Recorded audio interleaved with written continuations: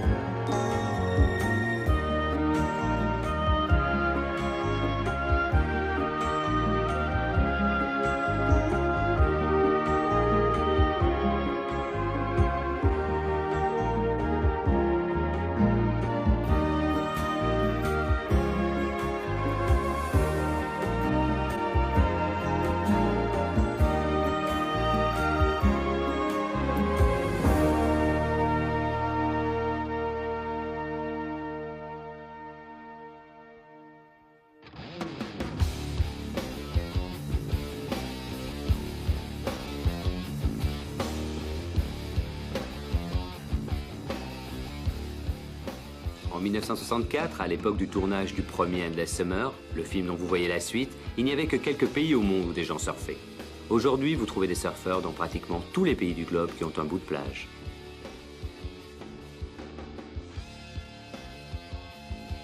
À l'époque du longboard, une vague parfaite était une vague qui déroulait le long d'une avancée de terre, comme Malibu en Californie. Maintenant, cela dépend du type de planche que vous utilisez et du genre de vague que vous préférez.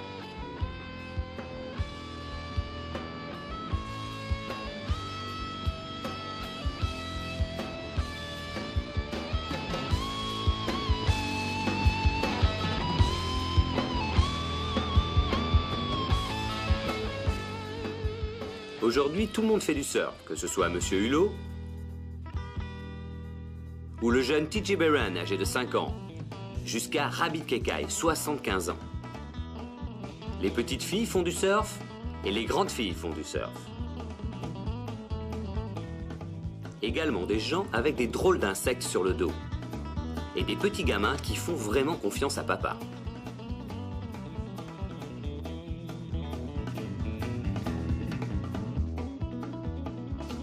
On peut surfer en tandem, à 3, et certains ne peuvent se payer une planche qu'à 4.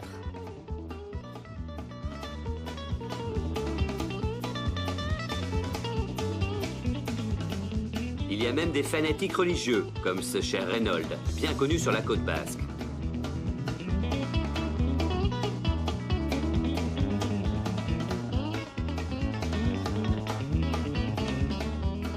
Rover surfe lui aussi.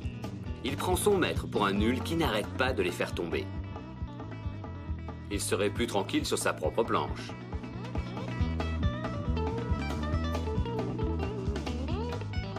Quand la vague est retombée, il reste là, tranquille, tout le reste de la journée.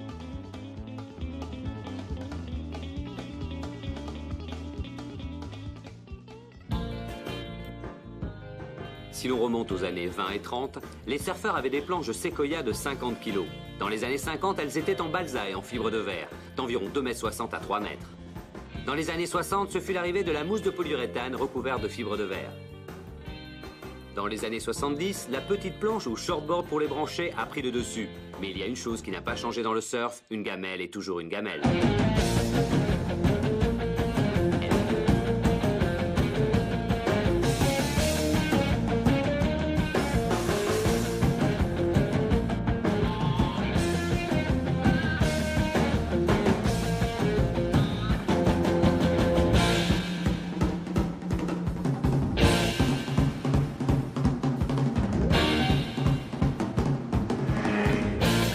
Les gens partent maintenant à l'attaque des vagues avec toutes sortes d'engins. Des jet skis,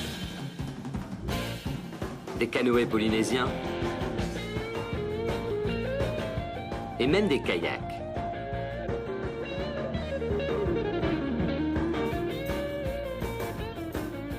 Les windsurfers réussissent maintenant d'incroyables figures dans les vagues.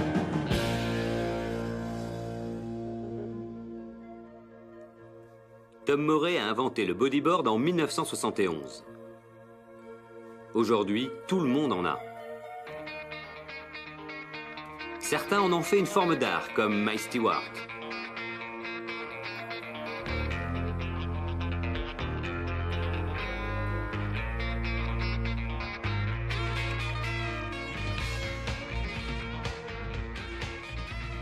Il réussit à aller si profond dans le tube qu'on a du mal à imaginer qu'il puisse en sortir.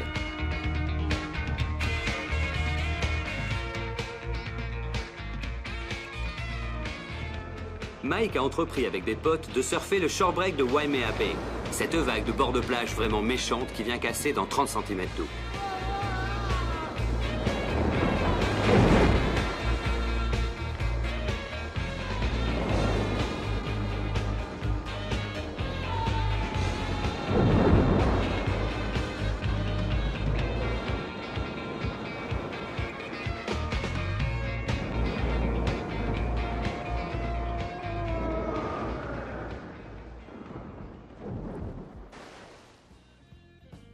Quand la mer est plate, les surfeurs se rendent à l'embouchure de la rivière de Waimea, attrapent des pelles et commencent à creuser la barre de sable pour que l'eau puisse s'évacuer.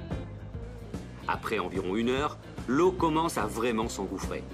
Pour savoir quand c'est bon, c'est facile, parce que ça aspire tous les touristes vers l'océan et que ça forme une vague statique. Ce ne sont pas les vagues qui se déplacent, mais vous. Surf ou pas surf, ces surfeurs ont vraiment trouvé un moyen de bien s'éclater.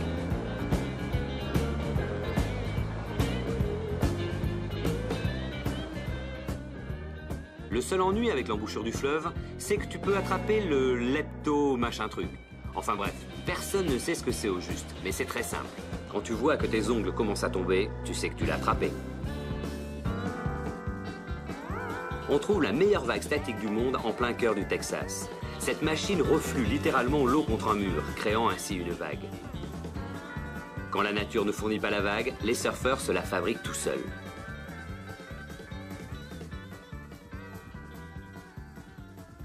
Le type du contrôle décide qui y va et qui reste.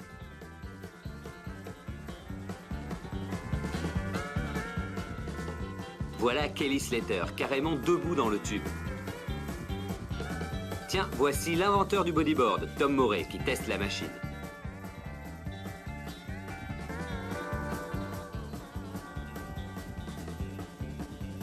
Bye bye Tom, nous on va voir ailleurs. Je vous disais qu'on surfe dans le monde entier, et bien même en Alaska. La population des surfeurs en Alaska s'élève très précisément au nombre de 2. Les surfeurs sont capables de faire n'importe quoi, de parcourir n'importe quelle distance pour arriver sur une plage et surfer. Rusty Peterson et Craig Green traversent la vallée de l'homme mort. qui finit par vous amener à la rivière de l'homme mort, la bien nommée. Il y a en effet là-bas des grizzlies un peu anthropophages sur les bords. Heureusement, les ours sont gavés de saumon et un petit surfeur ne leur dit trop rien. Ces ours sont imprévisibles et très dangereux. Ils aiment la viande et pour eux, Craig et Rusty sont de la viande.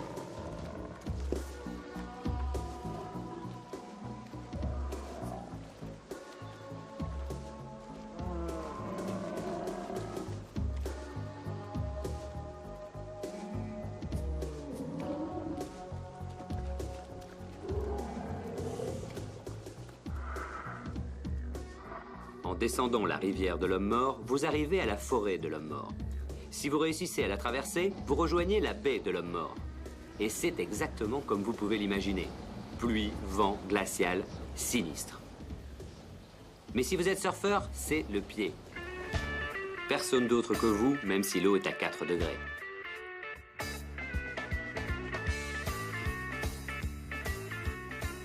Ces types-là résument à eux seuls l'esprit surf.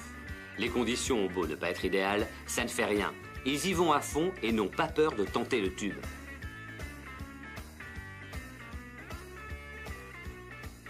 Et c'est l'hypothermie qui décide quand la session est terminée. En tout cas, en Alaska, vous n'avez pas intérêt à laisser traîner votre planche n'importe où.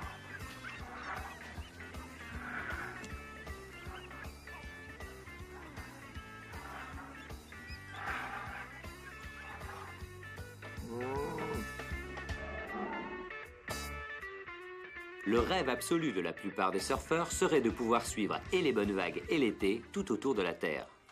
Notre voyage a commencé par une belle nuit en Californie du Sud.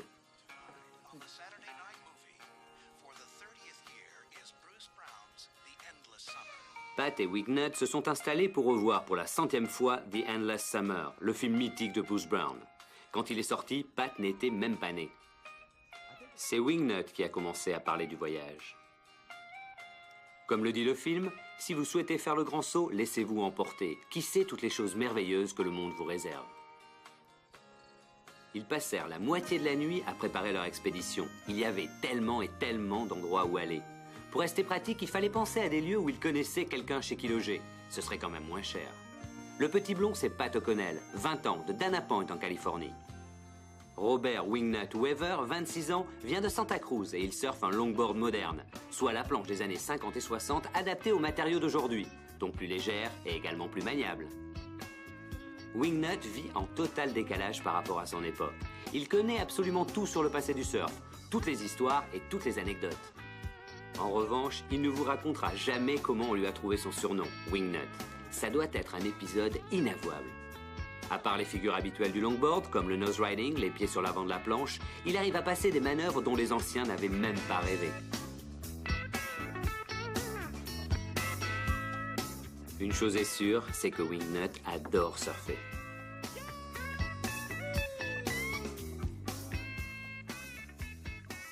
Il y a peut-être quelqu'un qui est encore plus fou de surf que Wingnut, et c'est Pat O'Connell. Pat surfe un shortboard, une planche plus petite et plus légère que le longboard. Il est né à Chicago et est arrivé en Californie à l'âge de 12 ans. Il lui arrive de surfer dans des compétitions professionnelles. Comme ça, il se fait un peu d'argent pour le loyer et pour voyager. Si vous voulez rendre Pat fiévreux, vous n'avez qu'à lui parler d'un boulot régulier, genre 9h-18h. Rien que de penser à toutes ces vagues qui déferlent sans qu'il soit là, c'est plus qu'il ne peut supporter. Le lien qui unit Pat et Wingnut, c'est qu'ils sont fous de surf. Pour faire le tour du monde, il vous faut de l'argent. Pat avait 40 000 francs sur son compte en banque, qu'il avait reçu en gagnant une compétition pro. Wingnut a dit à Pat qu'il avait un beau paquet de fric qui l'attendait dans plein de banques un peu partout dans le monde. Pas dans celle-là, en tout cas.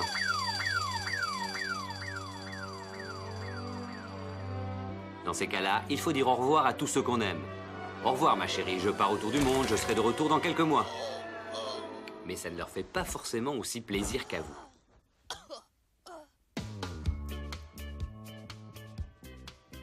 Pour la plupart des surfeurs, faire ses bagages pour partir tout autour de la Terre risque de prendre longtemps. 5 minutes en moyenne. Pat, il lui a fallu à peu près 30 secondes. Il jette tout ce qu'il a dans sa housse de planche. Quand elle est pleine, c'est bon. Pour Wingnut, c'est tout le contraire. Tout doit être net et bien rangé.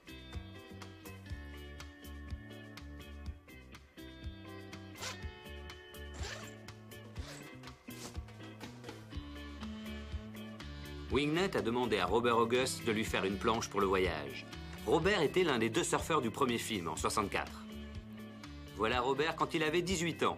Et là, c'est Robert 30 ans et 30 000 planches de surf plus tard.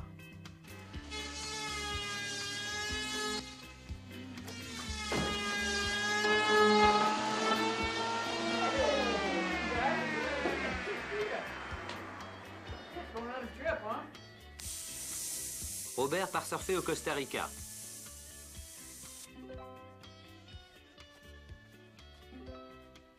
Et pour Pat et Wingnut, cela semble un bon plan. Where are you guys going? We're just gonna travel until Cat runs out of money. Well, I'm gonna go to Costa Rica in a week or so. You guys ought to just come down there with me and find out what it's all about. That sounds good. Et voilà, ça s'est décidé juste comme ça. Et le voyage a commencé.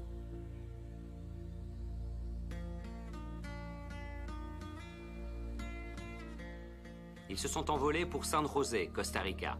Puis ils ont pris un plus petit avion pour le coin du pays que Robert préfère. Une petite ville sur l'océan Pacifique, au nord-ouest, Tamarindo.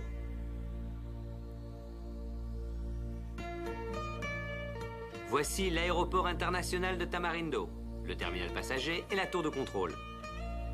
Le travail du contrôleur du trafic aérien consiste principalement à faire sortir le bétail de la piste d'envol. Un ami costaricien de Robert, qui s'appelle Marco Pacheco, les attendait. Ils ont chargé les bagages, puis mis le cap sur l'hôtel de Tamarindo, qui appartient à un type super, un Texan qui s'appelle Russ. Les tarifs varient suivant ta tête, si elle plaît ou non au patron. Mike Diffenderfer, un grand nom du surf et un vieux copain de Robert, est sur place. Il aide à faire fonctionner l'endroit.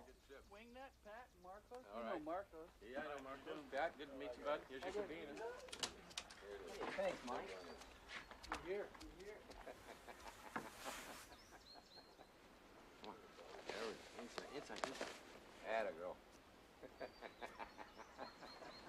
Hey, Wingnut, let me see that board Robert made. Sure.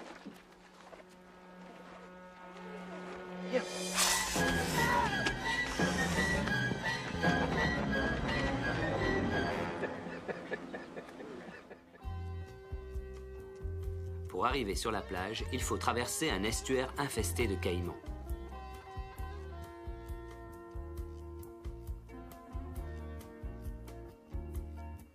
C'est pourquoi ils ont ramé vraiment du bout des doigts, même si aucune de ces charmantes bêtes n'était en vue. Direction la plage, où le sable doit être à 250 degrés. Rien de tel pour accélérer le mouvement.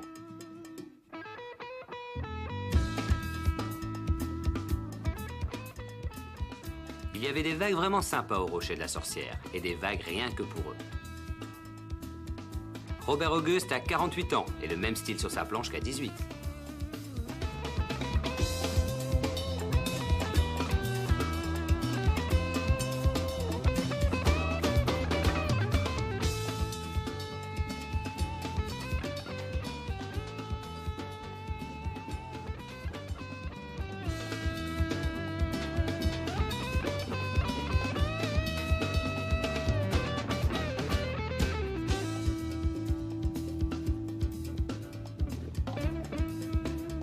Un bateau remontait derrière le spot.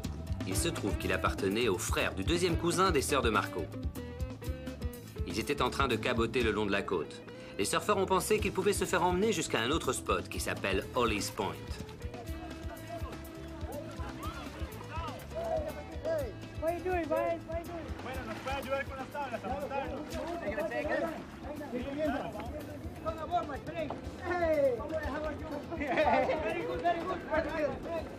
Hey, good to see ya.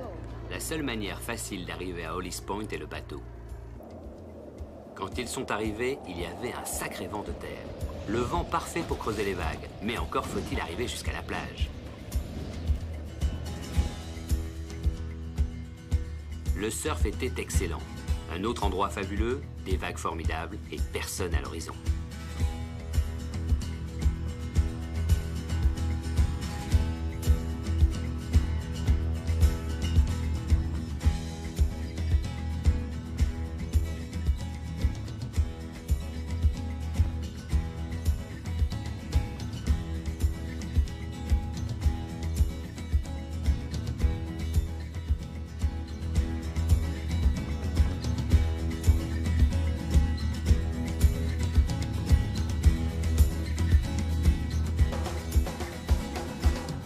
pilote est un grand improvisateur. Il transforme un geste totalement imprévu en une figure qui a l'air complètement voulue. Les locaux ont appelé l'endroit Hollis Point, du nom d'Oliver North, le colonel américain impliqué dans le scandale de l'Iron Gate. Il semblerait que la CIA avait une base secrète dans la vallée qui fournissait des armes aux Contras du Nicaragua, sous le commandement d'Oliver North. C'était un vrai faux secret, et c'est pourquoi ils appellent le spot Hollis Point. Tout le monde était au courant, sauf le Congrès des États-Unis. Pour un surfeur, c'est vraiment le genre de journée dont on rêve. Juste lui avec quelques amis, un vent de terre, l'eau à 29 degrés, de bonnes vagues et le parc-mètre le plus proche à 1500 km.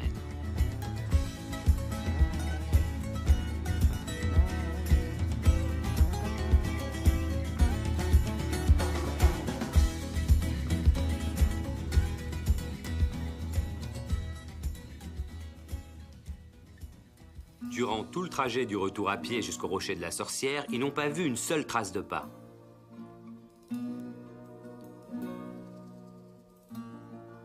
Ils ont descendu une rivière à la voile, marché à travers la jungle. La jungle est remplie de singes hurleurs, on croirait entendre des lions qui rugissent.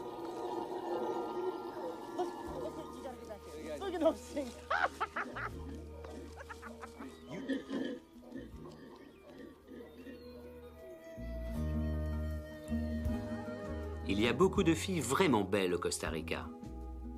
Pat a craqué plus d'une fois. Robert prétend que les filles du Costa Rica préfèrent de loin les hommes plus mûrs, plus raffinés, comme lui. Manifestement, son espagnol n'est pas parfait.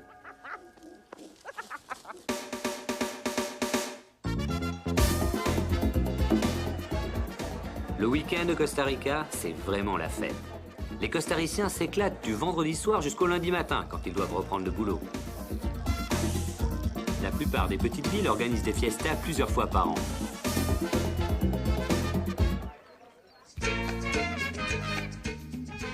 Chaque petite ville a son orchestre. Tout le monde débarque depuis des kilomètres à la ronde.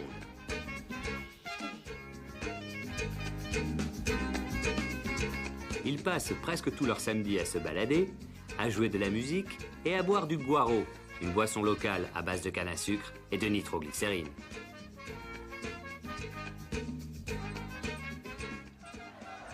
L'événement le plus important dans ces fiestas de village, c'est quand le dimanche ils vont chercher quelques taureaux et que tous ceux qui sont assez braves ou qui ont bu assez de guaro peuvent les monter.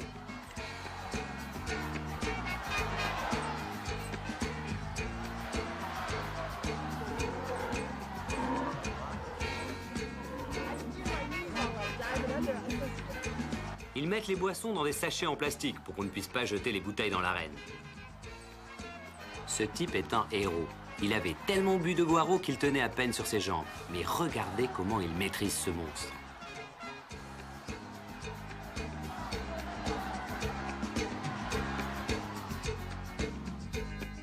Ce soir-là, ils ont rencontré un type au resto du coin qui leur a proposé de les emmener surfer avec son avion. Il avait un vieux Grumman Goose de la Deuxième Guerre mondiale. Et il connaissait des endroits vraiment magnifiques à leur montrer. Ils ont cru que le gars les faisait marcher, mais non, même pas.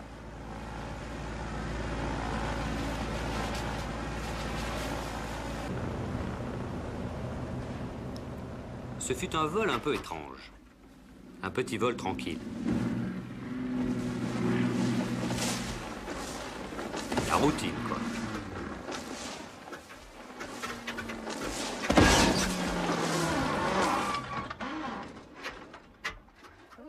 Flight. Let's go surfing. Let's go. Thanks a lot.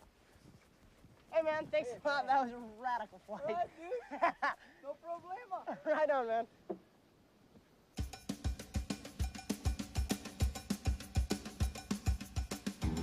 Voici Playa Negra, du soleil, vent de terre et des conditions idéales.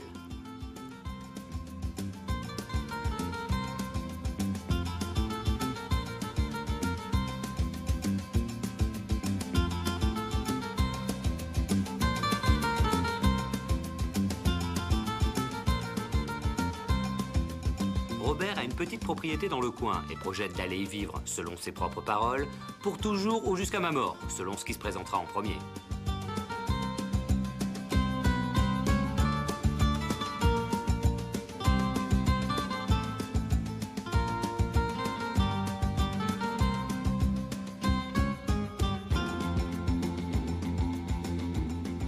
Wingnut arrive à faire des trucs vraiment impressionnants. Là, après être tombé, il continue en body surf jusqu'à sa planche, qui est d'ailleurs à l'envers. Remonte dessus et termine la vague.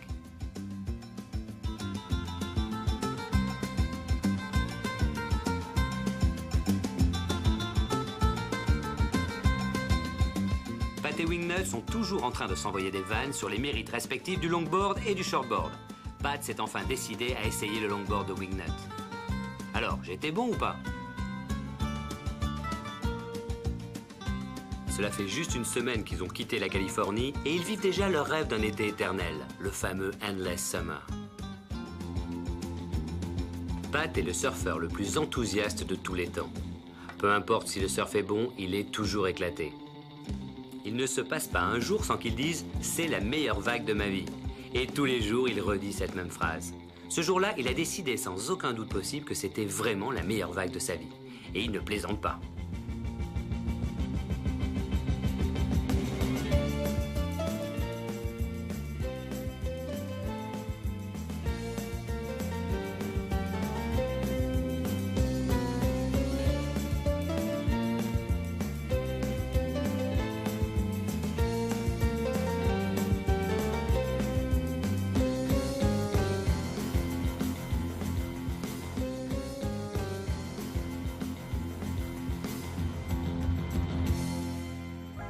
Pendant que Pat et Wingnut profitent à fond des plages du Costa Rica, voyons un peu ce qui se passe au même moment à Hawaï.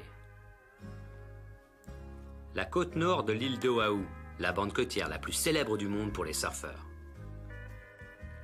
De Velziland, surfé pour la première fois en 1958 et dont le nom vient du surfeur californien Del Velzy, jusqu'à Sunset Beach, Rocky Point, Pipeline, Arriva et Waimea Bay, le plus célèbre spot de grosses vagues du monde.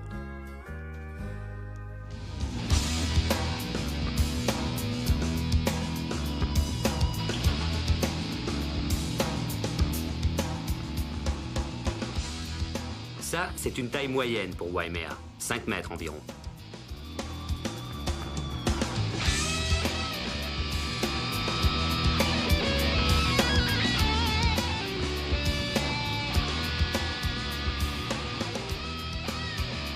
Plus c'est petit, plus c'est fréquenté.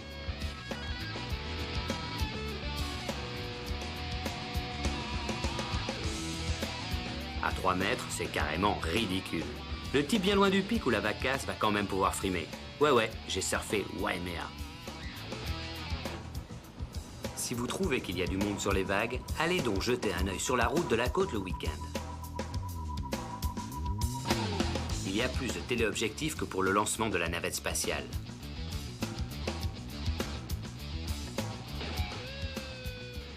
Avant, on vous arrêtait si vous portiez ce genre de maillot. Lui, arrêtez-le, et vite. Le spot le plus spectaculaire du North Shore est le légendaire Pipeline. C'est sans conteste la plus belle vague du monde. Cette gauche est tellement creuse et tellement puissante que l'eau et l'air qu'elle expulse peut vous assommer.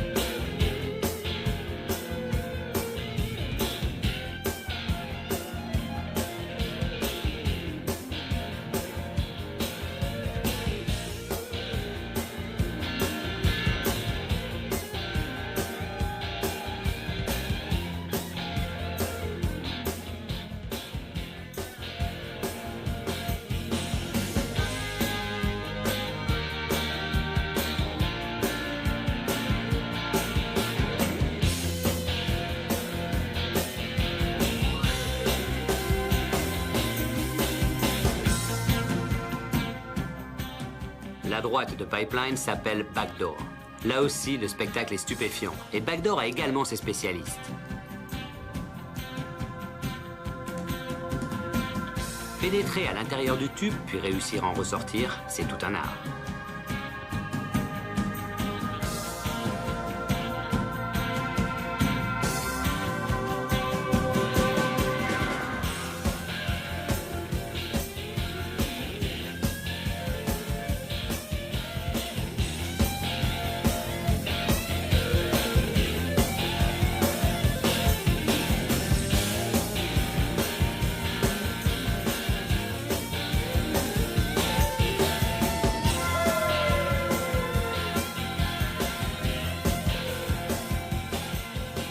Pipeline est un spot vraiment dangereux.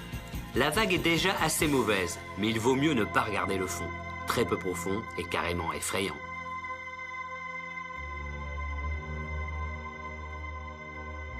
Tout un tas de choses terrifiantes sur lesquelles se cogner ou des trous dans lesquels on peut se retrouver coincé.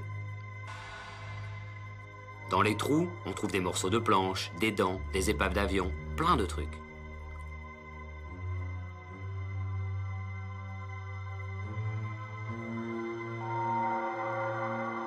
Quand la houle vient de l'ouest, elle pousse du sable dans le chenal. Il n'y a plus que 12 cm de profondeur. On a vraiment envie d'être sûr de son coup pour sortir à temps de la vague.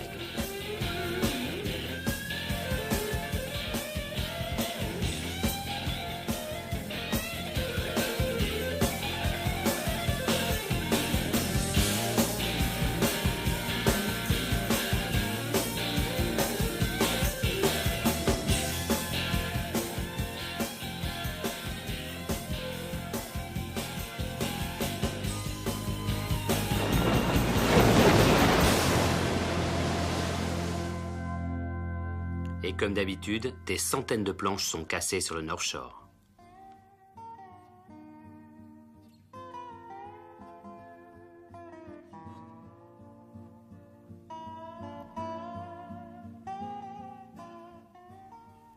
À Hawaï, les gamins poussent sur la plage. Un peu de paraffine mélangée à du sable et à quelques poils de chien. Pas mauvais. À grandir au bord des vagues, ils se font rouler dans le shorebreak avant même de savoir marcher. Pas étonnant que ça nous fasse de bons surfeurs.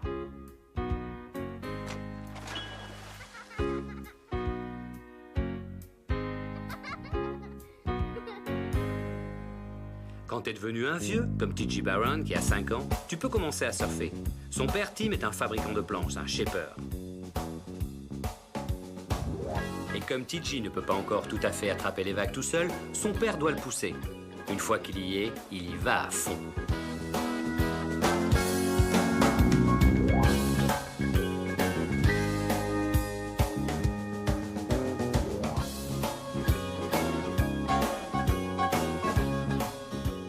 Pour T.J., chaque vague paraît le double.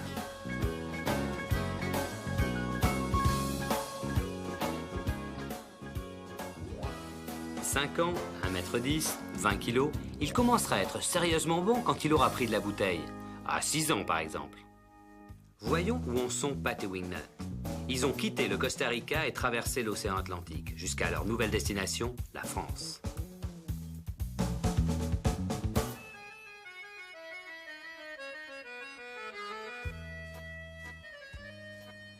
La voiture la moins chère qu'ils ont dénichée pour contenir le longboard de Wingnut est une 2 chevaux. Leur première grosse difficulté a été de réussir à quitter Paris.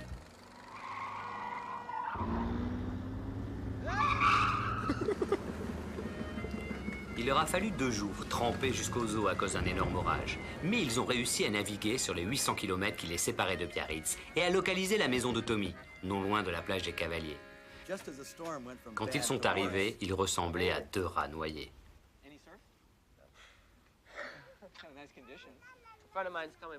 Tom a un copain qui doit passer pour aller regarder les vagues. Ils sont tous allés jusqu'à la plage de la Barre pour voir comment était le surf. C'était l'orage du siècle.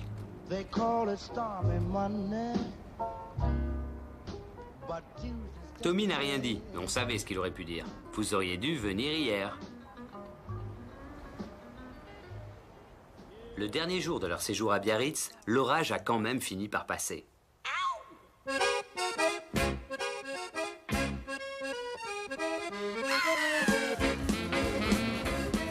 À part les planches super grenouilles, les 2 Californiens se sentent complètement chez eux. On se croirait en Californie. Des surf shops partout.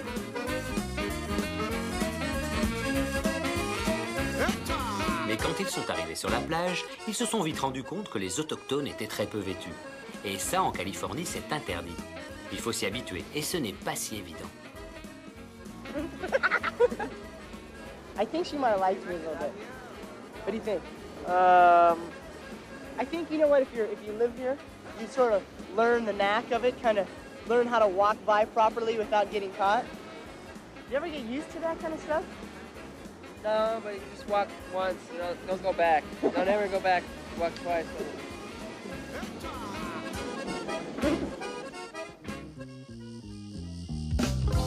Tommy est l'un des surfeurs les plus influents des 10 dernières années. Il a été 3 fois champion du monde professionnel, mais il continue d'être ce qu'on appelle un soul surfer, un surfeur de l'âme, un pur. Tommy est un type qui ne parle pas beaucoup. Il laisse son surf et sa musique parler pour lui, et c'est justement sa musique que vous êtes en train d'écouter.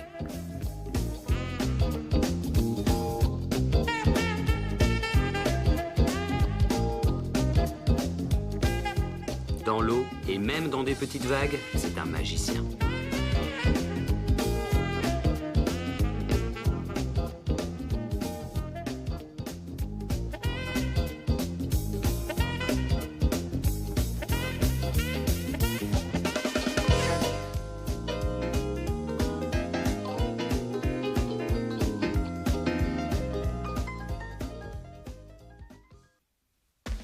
Le surf est devenu très moyen vers la fin de la journée, mais pas d'inquiétude. Tout le monde a récupéré un longboard, idéal pour ce genre de vague.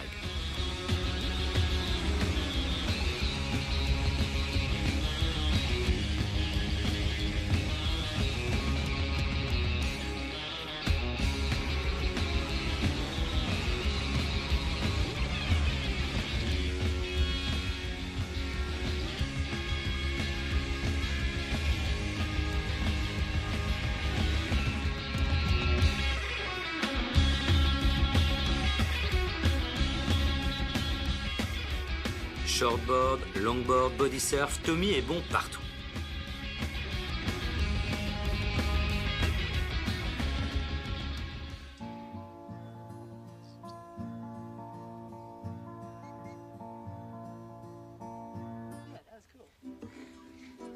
We're in the middle of a song. I'm sorry, but I'm really lagging. I'm just kind of checking everything out. Okay. Start over again. Le chien de Tommy, Snoopy, trouve que Pat joue vraiment pas mal de la guitare. Il rentrerait bien à Paris avec lui.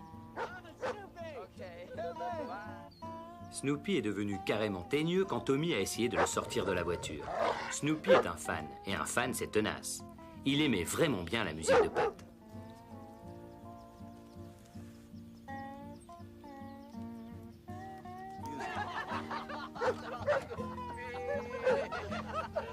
Bye-bye, kid. Au revoir, les copains. We'll miss you. Snoopy!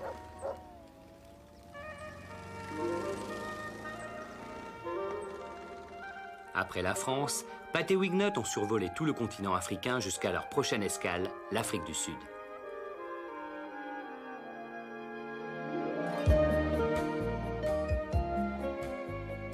Voici le site le plus célèbre de la ville du Cap, connu dans le monde entier, Table Mountain.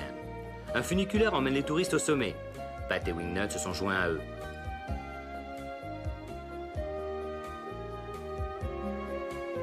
Du sommet, on voit le cap de la péninsule, le cap de Bonne-Espérance et la fin du continent africain. L'océan Atlantique d'un côté, l'océan Indien de l'autre.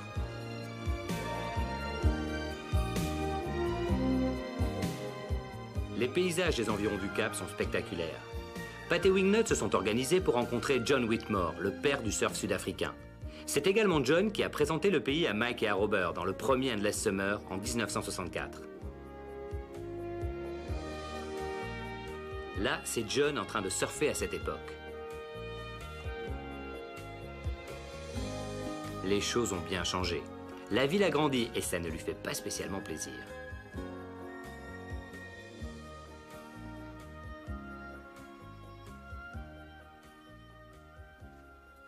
L'endroit du monde que John Whitmore préfère est la côte ouest de l'Afrique du Sud, la région où la densité de population est la moins élevée de la Terre.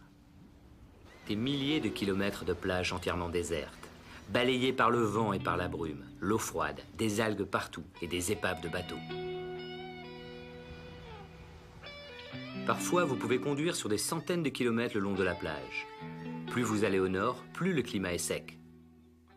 John a un ami qui vit tout au nord. Là-bas, il a plu 1 cm et 27 mm en 14 ans.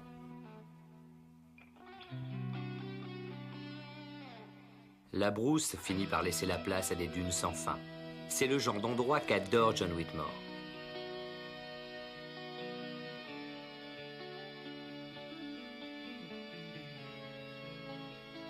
Qui sait le nombre de spots sublimes qu'on peut trouver le long de ce littoral?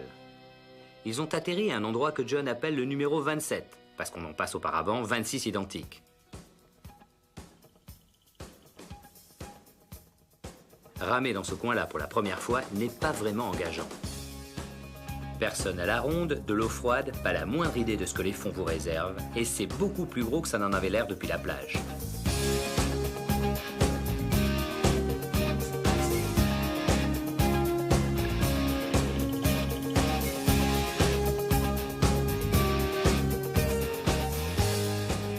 Ce spot se trouve en plein milieu du paradis de requins blancs.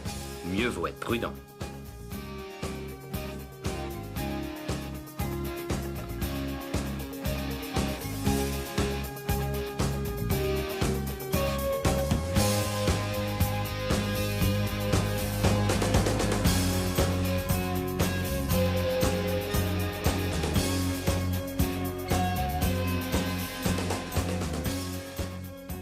Même une fois familiarisé avec les lieux, il continue d'être insolite. La teneur saline de l'eau et la force des vagues contribuent à la formation d'une écume plutôt étrange.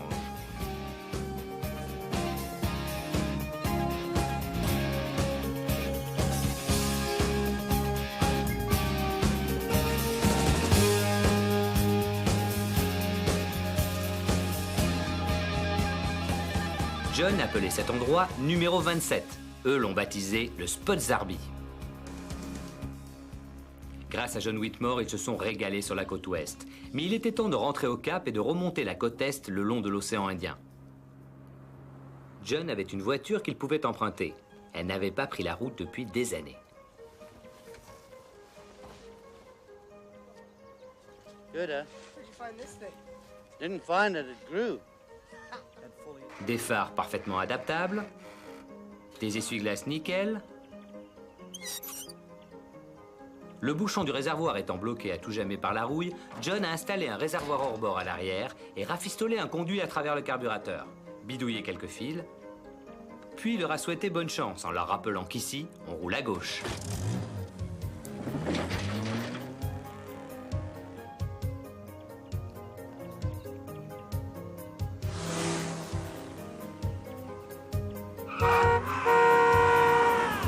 Comme les seins nus en France, la conduite à gauche demande une certaine habitude.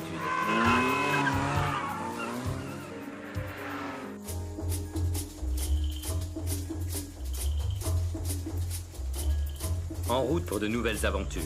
Direction le Cap Saint-Francis, 750 km en remontant le littoral de l'océan Indien, sur les pas de Mike et Robert il y a 30 ans.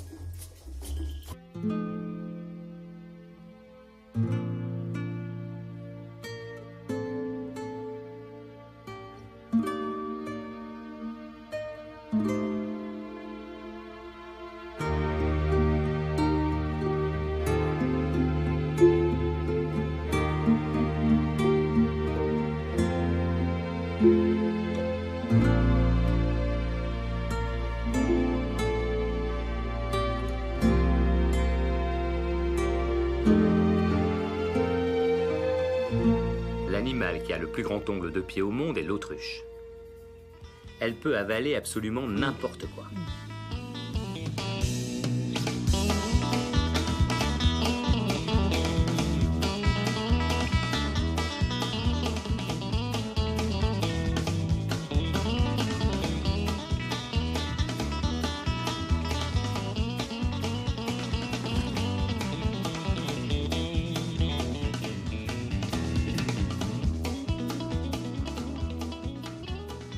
Ils ont ensuite passé quelques jours à explorer le rivage de l'océan Indien tout en remontant sur le Cap Saint-Francis, l'endroit où les deux héros du premier Endless Summer ont surfé pour la première fois.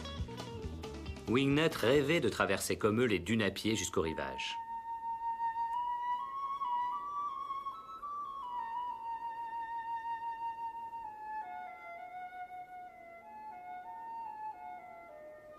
Pat n'arrêtait pas de lui répéter « Wingnut, c'est idiot, il y a une route qui va maintenant ». Et Wingnut lui répondait « Je sais, mais j'ai toujours voulu faire ça ». Cela fait 30 ans que Robert August, Mike Hinson et deux locaux ont traversé ces dunes.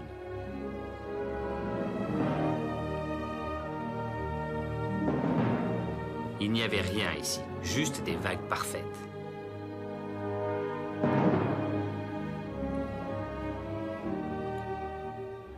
Et puis, 30 ans plus tard, Pat et Wingnut sont revenus sur ces mêmes dunes pour découvrir ce même paysage désertique.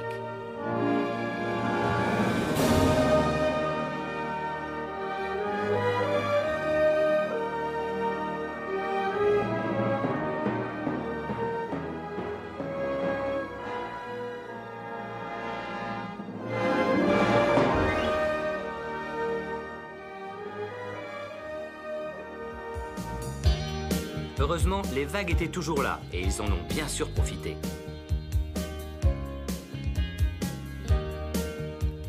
Ce n'est plus tout à fait la perfection de jadis, car les aménagements faits sur les dunes ont perturbé les fonds marins et la vague n'est plus aussi creuse. Mais bon, cette vague mythique a encore de beaux restes.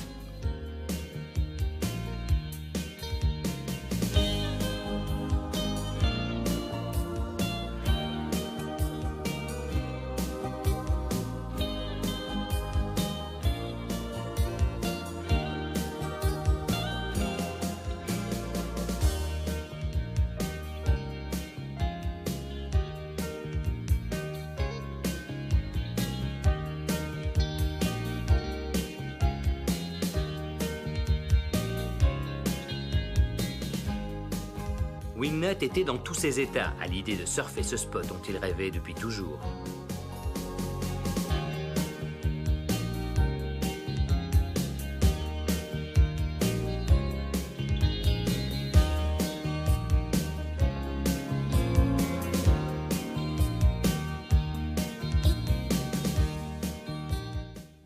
Le haut lieu du surf en Afrique du Sud s'appelle Jeffreys Bay, non loin du Cap Saint-Francis.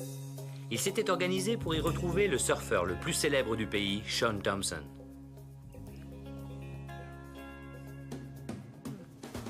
À première vue, c'était un des meilleurs jours de l'année et Monsieur Jeffreys Bay, Shaun Tomson, était en pleine action.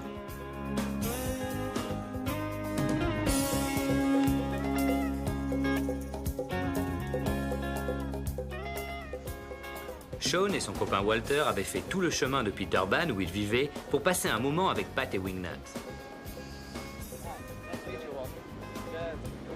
Big quiz. Makakasama cool. Seen you out there getting these perfect waves. Yeah, we saw you get your last wave. It was amazing. Yeah, it wasn't bad for nobody. Yeah. Come on, guys, get out there, man. Come and join us. We're gonna hit it again. Quel spot! La houle vient s'enrouler autour de la baie et déferle sans arrêt.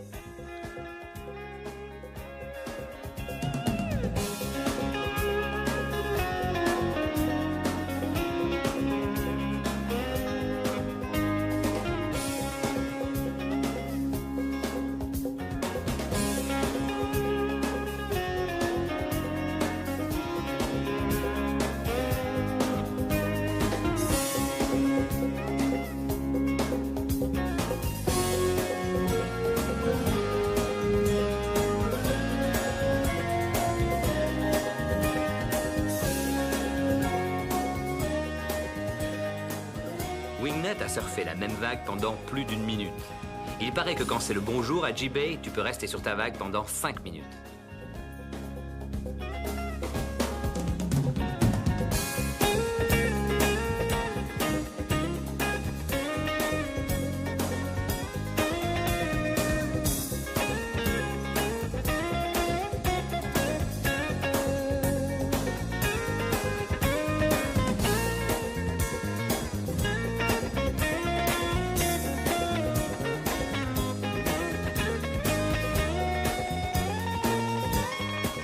Il n'en pouvait plus d'attendre de retourner à Santa Cruz pour pouvoir dire à ses potes « Ouais, Jeffreys Bay, moi, Shaun Tomson. D'ailleurs, je lui ai refilé quelques plans. »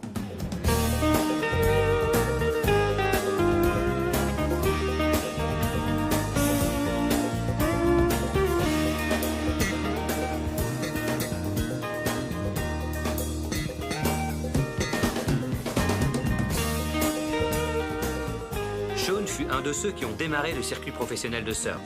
Il a surfé toutes les bonnes vagues du monde, mais pour lui, Jeffreys Bay, c'est le top.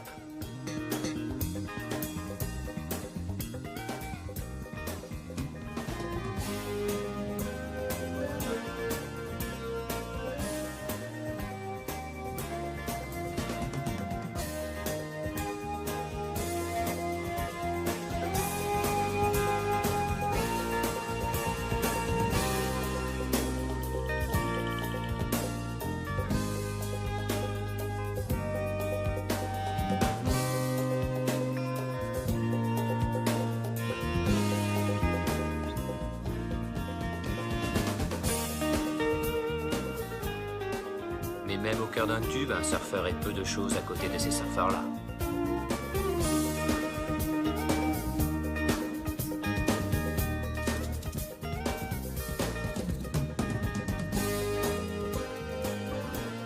Walter est l'un des millions de Zoulous d'Afrique du Sud, et certainement le seul qui surfe. Mais il n'a toujours surfé qu'à Durban, un beach break, un spot de sable. Si vous tombez et perdez votre planche, vous vous relevez car vous avez pied. En revanche, à Jeffreys Bay, c'est une autre histoire. Nous ne le savions pas, mais Walter n'a jamais appris à nager.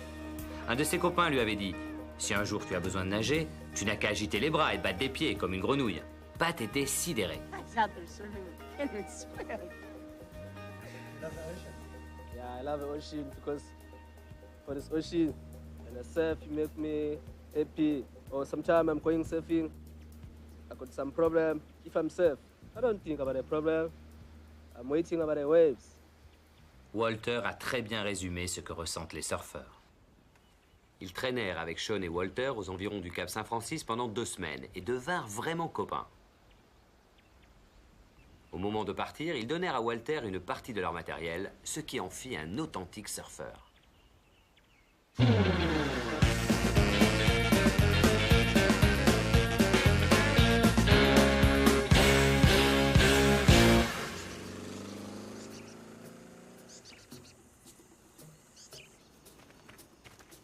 You must be JP. I'm Pat. And this is my friend Wingnut. Yeah. Meet you guys.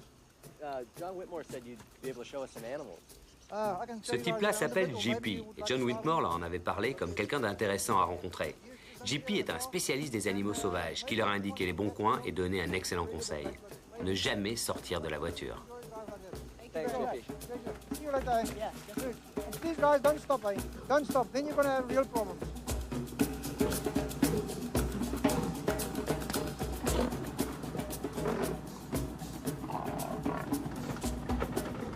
Ce n'était pas vraiment le moment que le buggy se dégonfle.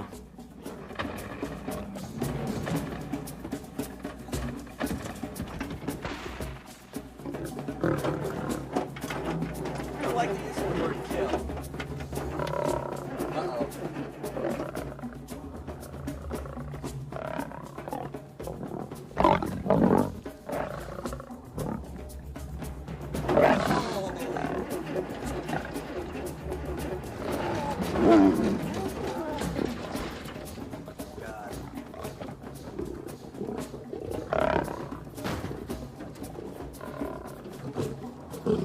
Thought the Huntington locals were mean.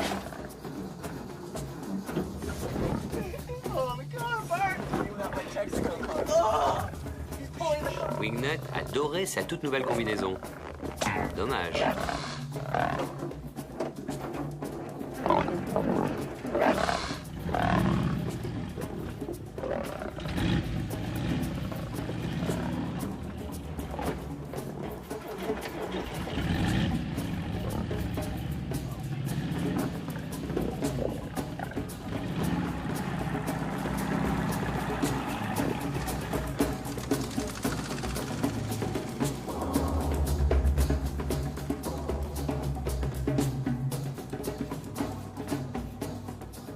Les lions passèrent le reste de la journée à manger les bagages. Wingnut passa quant à lui le reste du temps à surfer avec un look plutôt destroy.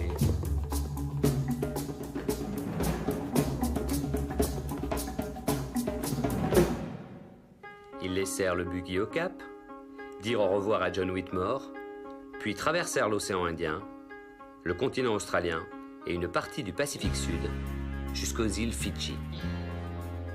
Et plus particulièrement une petite île, Tavarua. Tavarua est un camp construit uniquement pour les surfeurs, quelque chose inimaginable il y a quelques années.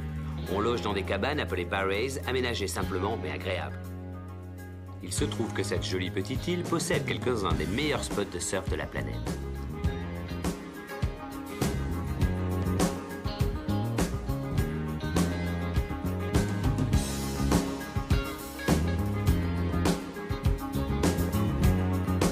Après l'atterrissage à Nandi, dans l'île principale de Viti Levu, Pat et Wingnut sautèrent dans un bateau pour rejoindre Tavarua.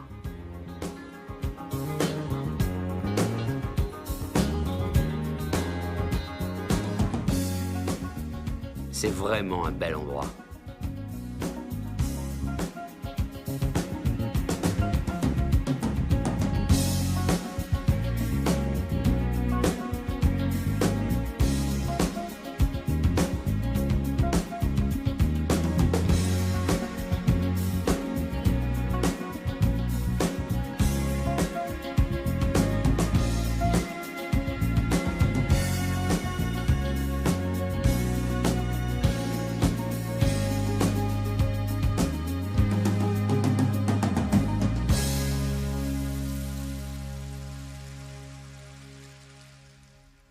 Quelques heures à peine après être sortis de l'avion, Pat et Wingnut étaient déjà dans les vagues, juste en face, sur le spot appelé Restaurants.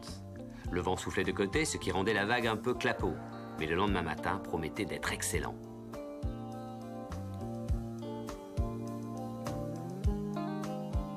Fidji est vraiment le pays de l'été éternel. L'eau et l'air sont à la même température de 27 degrés tout au long de l'année. Ils espéraient qu'ils auraient une bonne matinée de surf d'aimant.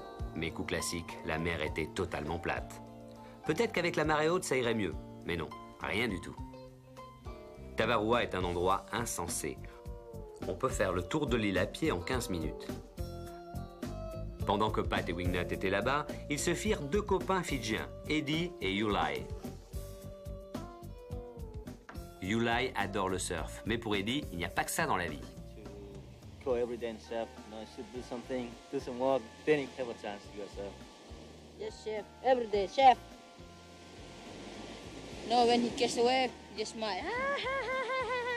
He just go. Fun. Surfing's fun. Fishing is not fun. Yeah. Il arrive que la pêche soit très bonne, qu'il y ait assez de thon pour nourrir toute la population de l'île. Pour fêter l'arrivée de Pat, Wingnut et de 3 des meilleurs surfeurs du monde, les Fidjiens organisèrent la cérémonie du kava. C'est une cérémonie de bienvenue traditionnelle pour les invités d'honneur. Le kava est fait de racines de kava pilées et trempées dans de l'eau. Cela ressemble à de l'eau de vaisselle très sale. Ça a le goût de vieilles chaussettes de gym. On tape dans les mains une fois, on essaie de l'avaler, on tape encore dans ses mains 3 fois, et c'est tout. Quoi qu'il en soit, ça engourdit toute la bouche.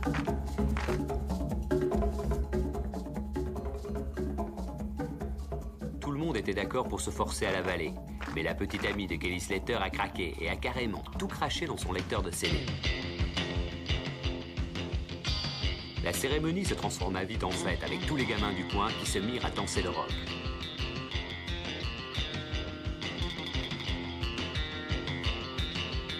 Il était tard cette nuit-là quand Pat et Wingnut introduisirent la danse de l'oiseau de pluie à Fidji.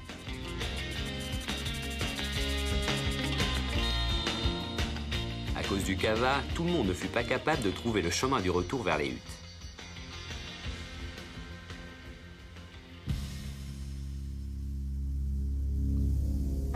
Le matin, les vagues étaient de retour à Cloud Break, un spot à quelques kilomètres au large de Tavarua, en plein milieu de l'océan. Apparemment, c'est un grand jour qui se prépare.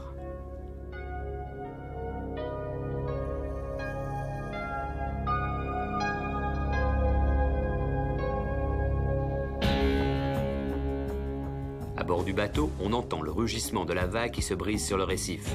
C'est comme un bruit de tonnerre. En fait, la traduction du nom fidjien de l'île est le récif du tonnerre.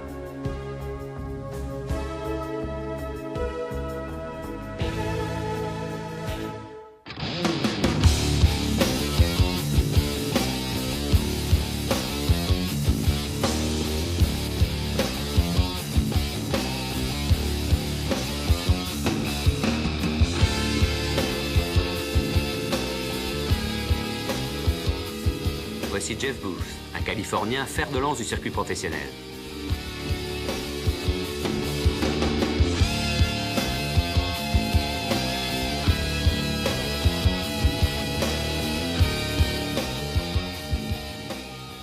Tom Carroll de Sydney, Australie. Il vient de se retirer du circuit professionnel après avoir été double champion du monde.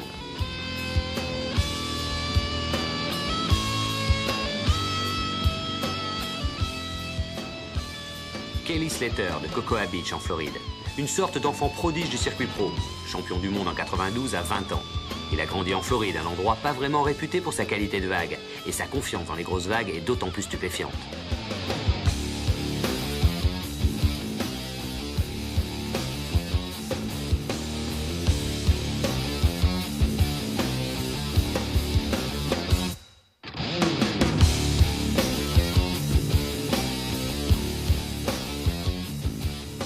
Pat a eu quelques bonnes vagues jusqu'à que casse son leash. Sa planche est alors passée derrière le récif et a disparu à jamais. Heureusement, il en avait une de secours dans le bateau. Quant à Wingnut, il fait des prouesses, car manier un longboard dans une vague aussi creuse et aussi rapide n'est pas vraiment évident.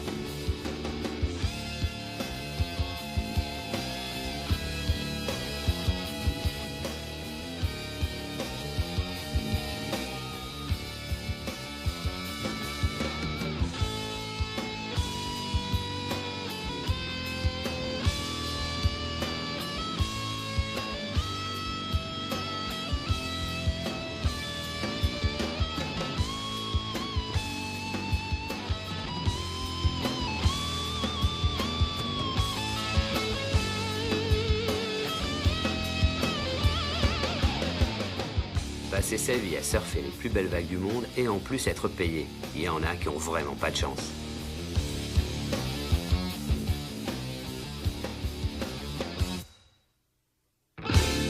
Coiffé d'un casque pour protéger son crâne des récifs à fleur d'eau, Tom Carroll a encore fait son festival en tentant des tubes impossibles avec tout au plus 40 cm de profondeur au-dessus des coraux.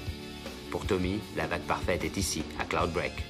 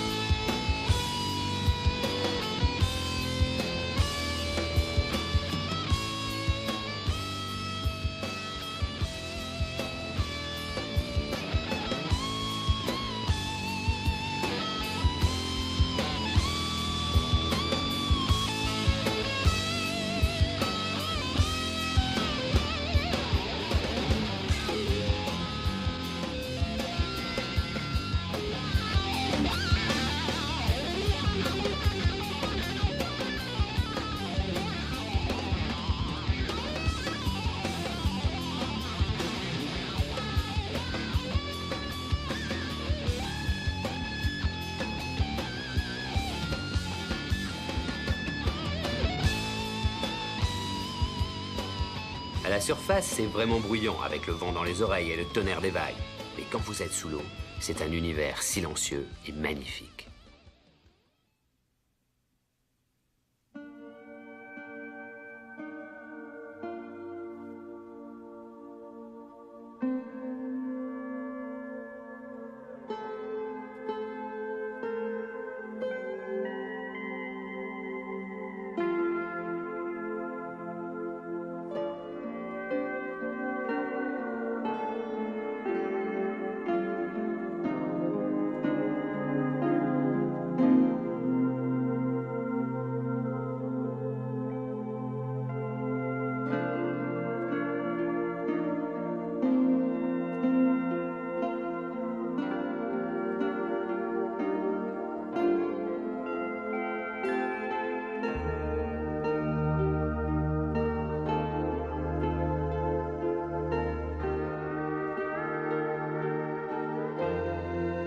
Wingnut a passé malgré lui pas mal de temps sous l'eau.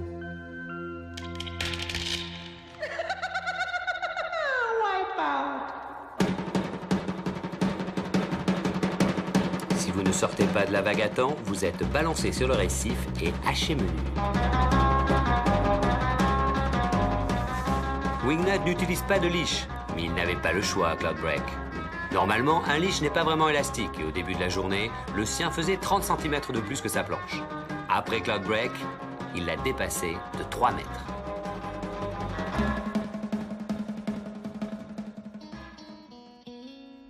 Surfer Cloudbreak avec Kelly, Jeff et Tom, cela ressemble quelque part au rêve ultime du surfeur.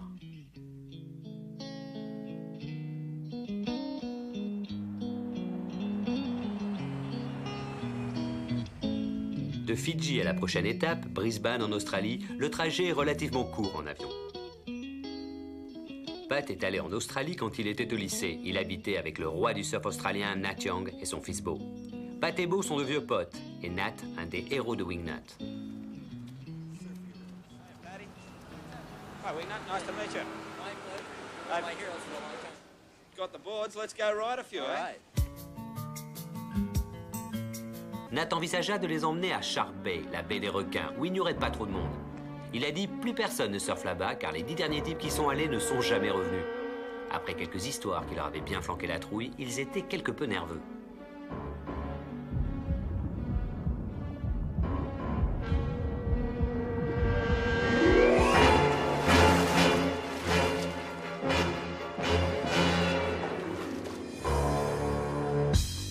En Australie, vous voyez des panneaux indicateurs que l'on ne trouve nulle part ailleurs.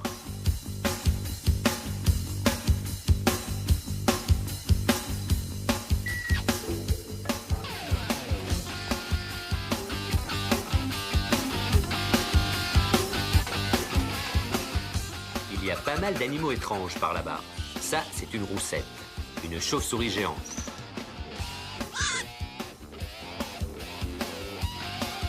Nat dit qu'on les domestique très bien. Si elles veulent manger, elles n'ont qu'à prendre leur casse-croûte à votre veine jugulaire. Ah, les voyages avec Nat. Vous voyez cette araignée? Elle vous tuerait. Allez, suivez-moi. C'est un excellent guide pour les sorties dans les bois.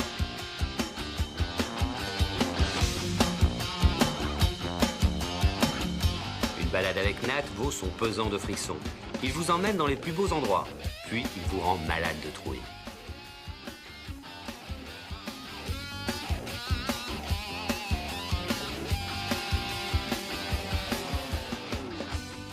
Pas de surf? Ce n'est pas un problème pour Nat. Il a toujours une bonne occupation en réserve, qui commence généralement dès l'aube. Bloody Yanks, get up. Let's go. Bozo, come on. Chop, chop. Come on, W Nut. Patrick, let's go. We're going to stick it in the hole here. This is another one of Nat's great plans to kill us. Yeah, well, you know, I got one more thing here for you boys. I don't want this to freak you out at all here, Patty, but... Helmets? Hey, Pat, Well, you sometimes never this know. is a bad sign. I think you've got my one. Just put them on. It's just in case we run into the odd flying rock. Let's go.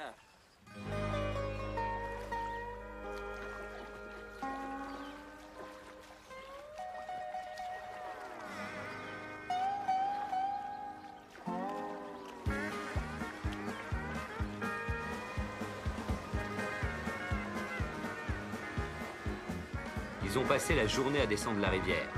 La plupart des fanats de rafting partent en reconnaissance pour évaluer les dangers. Eux, non.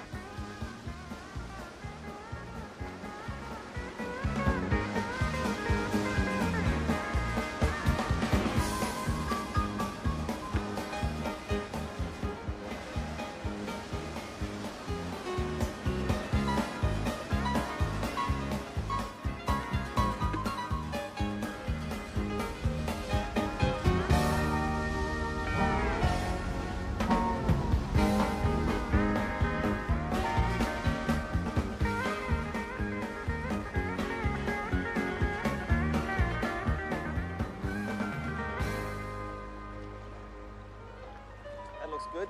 So that's the end of the river adventure. But first, there's one more thing.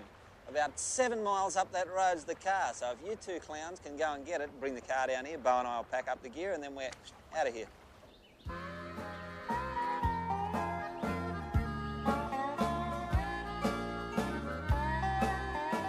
C'était bien rare que Nat ne mijote pas tout instant quelque chose à faire pour s'amuser.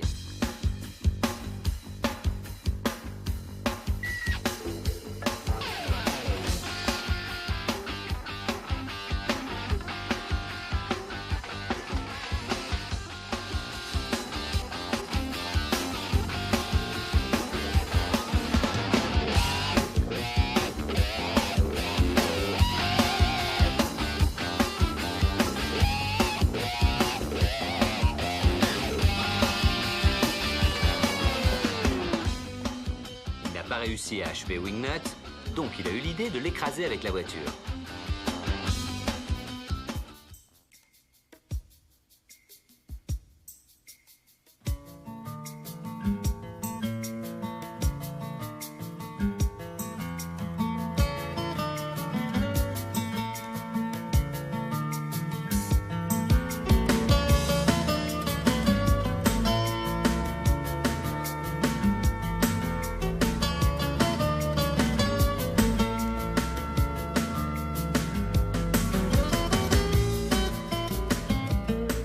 Surfe aussi bien sur longboard que sur shortboard. Il a lancé le championnat du monde pro de longboard. Mais comme il fut imbattable plusieurs années durant, on se demande s'il ne l'a pas créé juste pour se faire plaisir et collectionner les titres de champion du monde.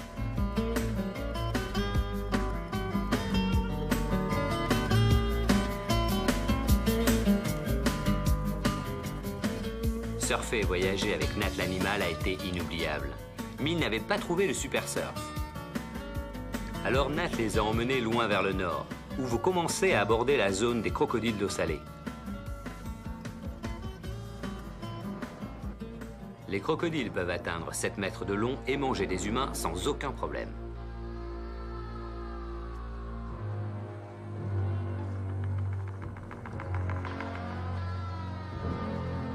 Nat les a prévenus. C'est infesté de crocodiles, il ne faut pas tomber dans l'eau. Wingnut a encore cru qu'il les menait en bateau.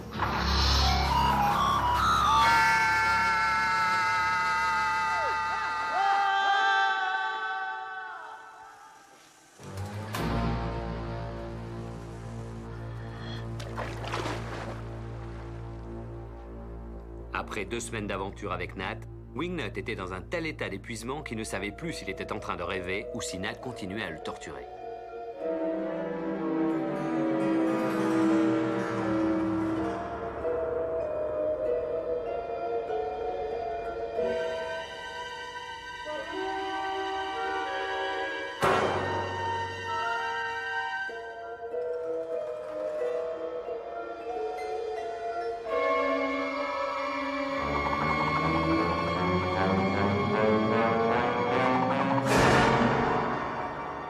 Ils se sont dit que s'ils étaient sortis vivants d'Australie, ça tenait vraiment du miracle. Prochaine étape, Bali, l'une des 15 000 îles de la République d'Indonésie.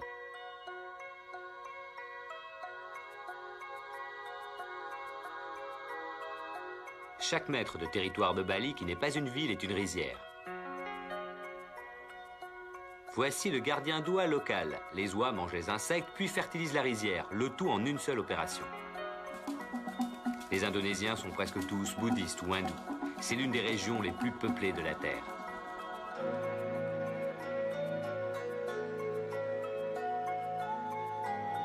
Il y a des temples et des hôtels partout. Mais Bali n'est qu'une étape. Pat et Wingnut sont attendus à G-Land, le fameux spot situé sur l'île de Java. Attendu par Jerry Lopez et Laird Hamilton en personne.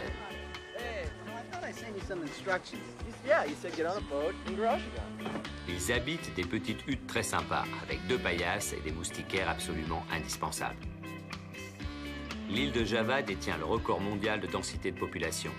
Mais G-Land, seulement accessible par bateau, se trouve au milieu d'une réserve naturelle avec une vague extraordinaire juste en face. This little part of the jungle, this is called Plumkum. And this is a national forest preserve here. So nobody lives here. And there were several tiger sightings and numerous leopards and panthers and lots of monkeys. And you guys got to keep an eye on your stuff, you know. The monkeys will take it. All of your clothes, they'll fit right into your stuff.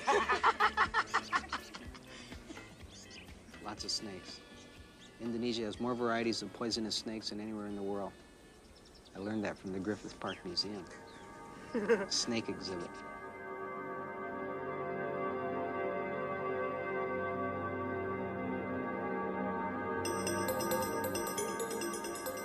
À marée basse, vous pouvez faire presque tout le trajet à pied jusqu'au pic. Jerry et des amis à lui ont vu cette vague incroyable depuis le hublot d'un avion de ligne qui les emmenait vers Bali. Ils ont pris des points de repère pour localiser l'endroit et après bien des difficultés, ont réussi à le retrouver. Et ça fait maintenant 15 ans que Jerry revient chaque année avec une poignée de potes de Maui.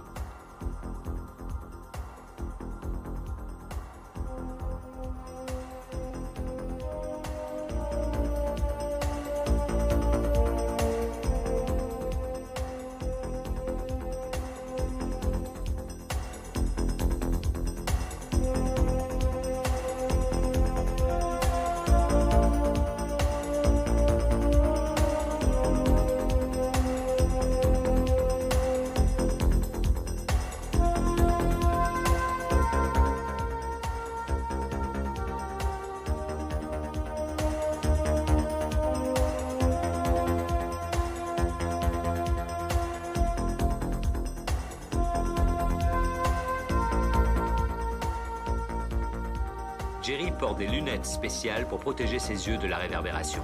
En effet, il n'est pas rare qu'il soit dans l'eau 8 à 10 heures d'affilée.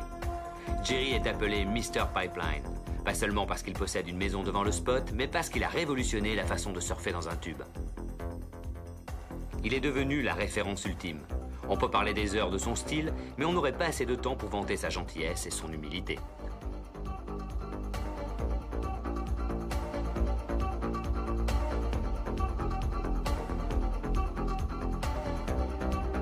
La vague de G-Land est très dangereuse à cause de sa rapidité et du corail qui tapisse le fond.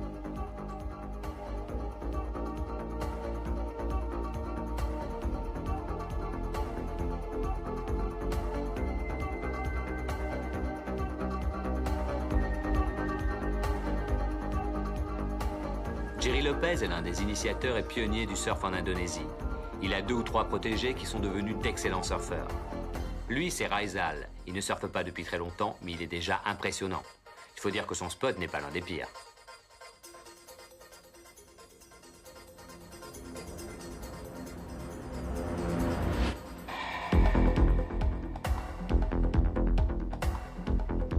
Madé est un autre disciple de Lopez. Madé est hindou, et c'est une coutume chez eux de se limer les dents. I told them about the teeth. Oh, no. They filed my teeth with the metal file. The middle file? It hurts, huh? Shirt. Oh, yeah. Ah. I don't think you like that. Did you make any sound? No, no, no. How you can sound when you mouth already have... Yeah. You said it's part of it's a Hindu thing? Is that why it's done? After you're 16 years old, or that's when if your family can afford the ceremony. If you cannot, they do that when you die, before you get buried. I much prefer when you die. Laird Hamilton est vraiment phénoménal dans l'eau. Le père de Laird, Billy, était un grand surfeur dans les années 60. Laird a repris le flambeau d'un certain esprit de l'époque, celui où les surfeurs se faisaient un point d'honneur d'être de bons nageurs, de bons plongeurs, de bons rameurs, bref, de vrais hommes de la mer.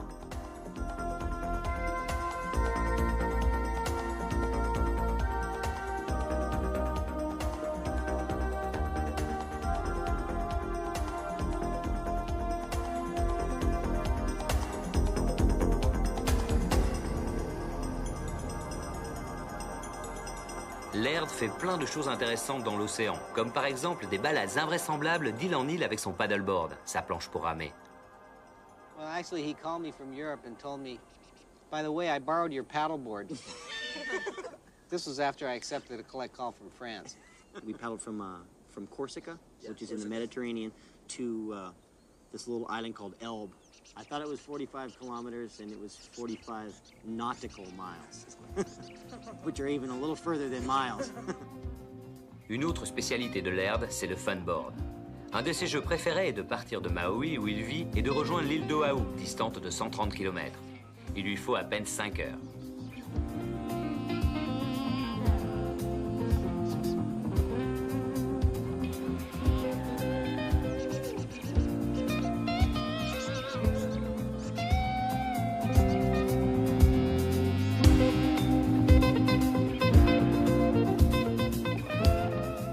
Vous pensez sans doute que c'est un peu too much, mais il fait encore d'autres choses complètement cinglées. He's got a new act. What they do is, him and his buddies, just as crazy as he is, they get in this little Zodiac and they take a water ski rope and they tow each other into waves that are too big to paddle into. Stop and consider that for a moment. A wave that's too big to paddle into. Ce jour-là, c'était un jet ski qui les tirait.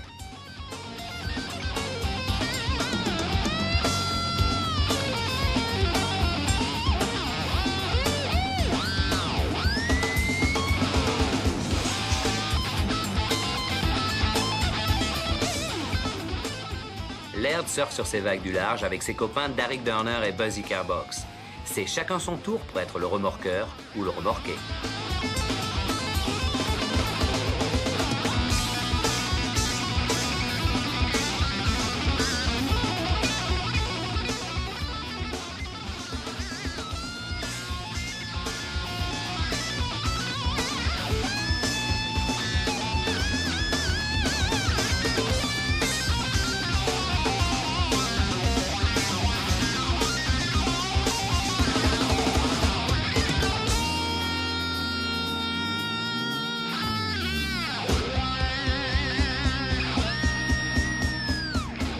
Laird a les pieds dans des footstraps pour ne pas se faire éjecter tout le temps. Et par la même occasion, il en profite pour essayer des trucs complètement ahurissants.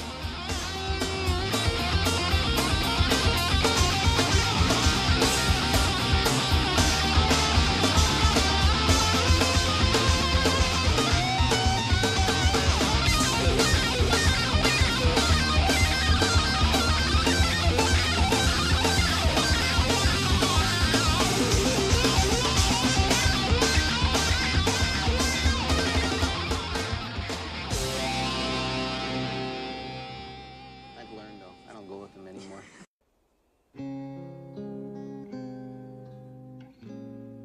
Pat et Wingnut ont passé un séjour fabuleux en Indonésie à surfer avec Jerry et Laird. Mais les meilleures choses ayant une fin, il a fallu reprendre la route, traverser le Pacifique et rentrer en Californie.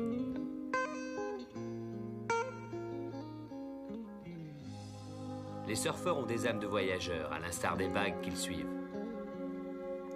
Des déferlantes, nées de tempêtes à des milliers de kilomètres de là, parcourent les océans et viennent se briser finalement sur nos rivages pour notre plus grande joie. Ces vagues sont un véritable cadeau de la nature. Comme nos empreintes digitales, aucune ne ressemble à une autre.